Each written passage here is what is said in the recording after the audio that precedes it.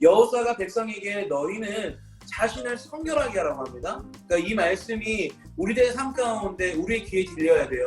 이스라엘 백성에게 하는 말이 아니라 우리들에게 하는 말로 들려야 돼요. 성결하라고 합니다. 하나님께서 성결하라고 하세요. 거룩하라고 하세요. 구별되라고 하세요. 이 구별이라고 하는 것은 따로 도태되라는 말이 아닙니다. 함께 어우러져 가되 하나님을 믿는 것과 하나님을 믿지 않는 이들이 구별되게끔 그렇게 살아가라는 의미인데요. 다시 본문으로 돌아와서 5절에 여호와께서 내일 너희 가운데 기이한 일들을 행하실 것이기 때문에 성결하고 구별되라고 합니다. 6절에 보면 여호수아가 제사장들에게 말합니다.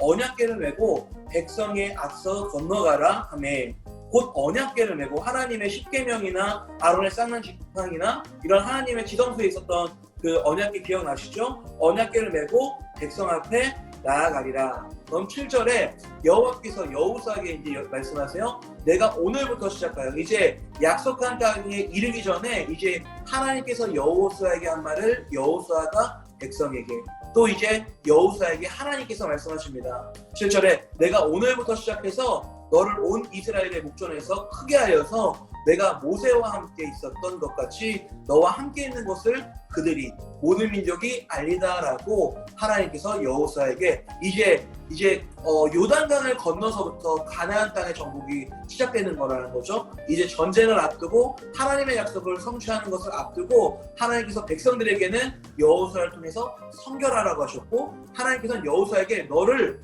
이제 모세와 같이 기이한 일들을 행하는 그리고 모든 민족이 알게 되는 이름이 될 거야 라고 축복하신 후에 이제 이 일을 시작하시는 것을 우리는 볼 수 있습니다. 8절에 너는 그러면 여호와의 명령이시죠. 너는 여호수아에게 이렇게 말씀하시는 거예요. 여호와 언약궤를 맨 제사장들에게 명령하여서 말하여서 너희가 요단물가에 이르거든 요단에 들어서라고 합니다. 그런데 이제 이후에 여러분 잘 아실 거예요. 홍해가 바다에 흑암 같은 칠흑 같은 어두운 바다였다면 요단강은 마구마구 강이었지만 그럼에도 불구하고 범람하여서 굉장히 깊은 물가였다라고 이야기합니다. 근데 이것이 하나님께서 들어가라고 하시는 거죠. 사실 말이 안 되는 것 같잖아요. 그런데 우리의 기준으로는 하나님의 말씀이 말이 안 되는 것 같지만 하나님의 기준으로는 말이 되는 이야기예요. 이 얘기는 무엇이냐면 여기에서 구별됨이 나타나는 거예요.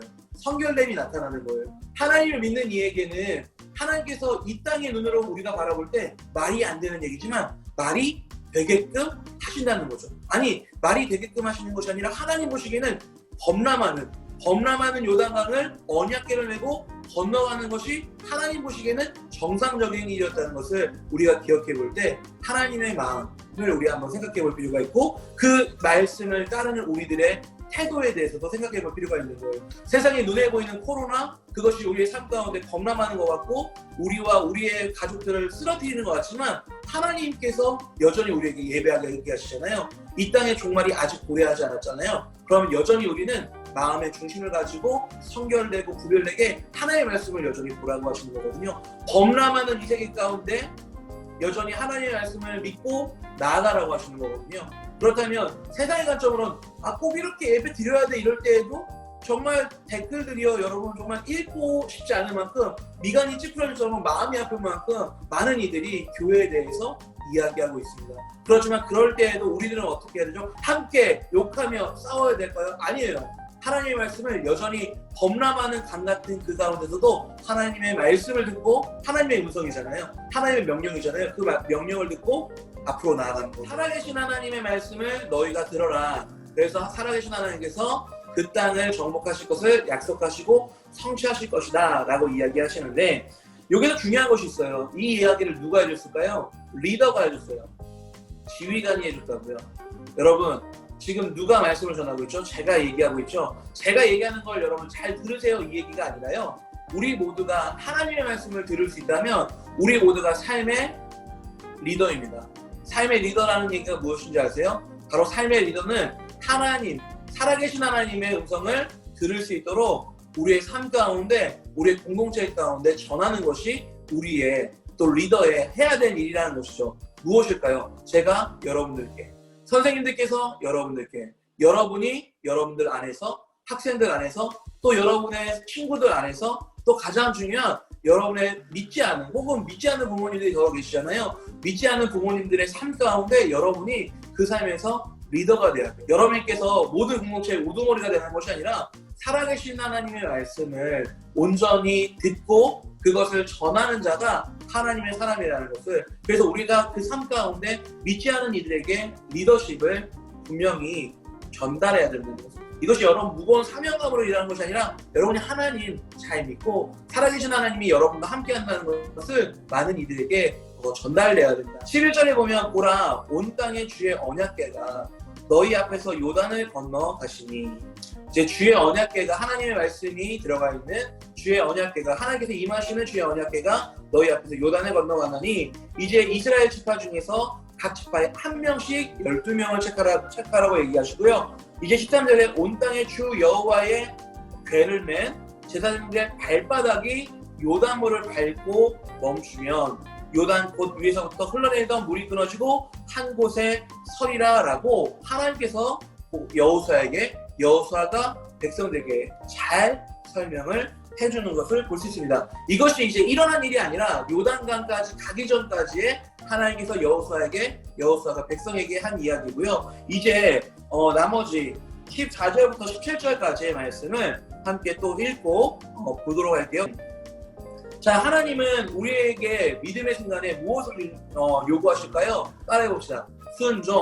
순종을 요구하십니다. 이제 범람하는 요단강 앞에 우리가 섰습니다. 그 요단강 앞에서 14절에 보면 요단을 건너려고 했더니 언약이 백성을 가지고 언약궤를 메고 백성 앞에 나아가니라. 제사장들이요. 언약궤를 메고 백성 앞에 나아가니라. 그러니까 이거 무엇이에요? 순종이에요. 들고 앞으로 나아가는 거죠. 신앙은요, 여러분, 머물러 있는 스테이가 아니라요, 무브하는 것입니다. 하나님 말씀을 듣고 우리가 매일 살아가는 거예요. 지금 아무것도 할 수 없는 것 같은 우리의 삶 가운데서도 늘 나아가는 거예요. 밖으로 나아가라는 말이 아니라 밖으로 나가고 싶지만 이곳에서 정말 방침을 잘 지키면서 우리의 집에서 빨리 이 확산되는 코로나가 잠잠해지길 기다리는 것이지만 우리의 마음만은 하나님을 향한 열정으로 계속 나아가야 되는 것이에요. 15절에 보면 요단이 곡식 거두는 시기에는 항상 넘치더라. 눈앞의 공포가 이제 보여집니다. 하나님께서 말씀하셨지만 또 우리가 알고 있었지만 막상 그 앞에 현실을 보니 너무나도 막막할 노릇 같아요. 저였으면 정말 힘들었을 것 같아요. 궤를 맨 자들이 요단에 이르러 궤를 맨 제사장들의 발이 물가에 잠기자. 여러분, 세상의 가치가 아무것도 아니다, 하나님을 믿는 믿음으로 아무것도 아니다 라고 생각하는데 그것이 아무것도 아닐까요? 아니죠. 범람하는 요단은 여전히 눈앞에 범람하는 것입니다. 눈앞의 코로나는 여전히 우리를 위협하고 있습니다. 눈앞의 공포, 두려움, 그것을 이기는 것이 순종입니다.